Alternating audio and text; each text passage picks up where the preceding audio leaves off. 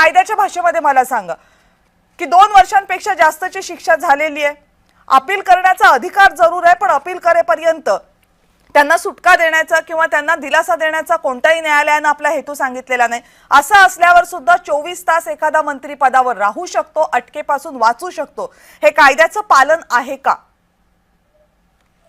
एक स्पष्ट आहे की सर्वोच्च न्यायालयाने लिली थॉमस या प्रकरणामध्ये 2013 साली निर्णय घेऊन कलम 8 जे आहे रिप्रेझेंटेशन ऑफ पीपल ऍक्ट हे संपूर्ण नल अँड व्हॉइड अनकॉन्स्टिट्युशनल ठरवलंय। त्या न्यायालयाच्या निर्णयाप्रमाणे, सर्वोच्च न्यायालयाच्या निर्णयाप्रमाणे ते डिस्क्वालिफिकेशन हे इन्स्टंट लागू होतं, म्हणजे तातडीने डिस्क्वालिफिकेशन लागू होतं। पण त्याला सुद्धा प्रक्रिया दिलेली आहे।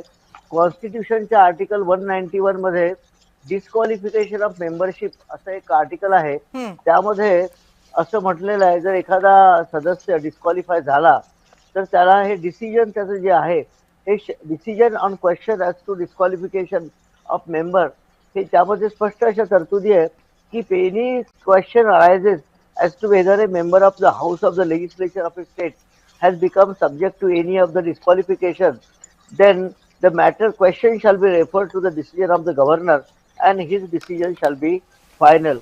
And before giving any decision on such question, the governor shall obtain the opinion of the election commission and shall act accordingly. अशा तरतुदी आहे। त्यामुळे डिस्क्वालिफिकेशन झाल्यानंतर हे माननीय राज्यपालांच्या अखत्यारीतील आर्टिकल 191 192 प्रमाणे आहे आणि माननीय राज्यपालांना इलेक्शन कमिशनचा सल्ला घ्यावा लागतो आणि हे कॉन्स्टिट्यूशनल मॅन्डेट आहे आणि त्या सल्ल्याप्रमाणे मग त्याला कार्य करावं लागतं। अशा प्रकारच्या तरतुदी या आर्टिकल मध्ये आहेत आणि या प्रकरणामध्ये मला वाटतं की हायकोर्टाने काही निर्णय दिलेला नाही, म्हणजे हायकोर्टाने निर्णय म्हणजे ते विचारात घेतलेलं नाही प्रकरण।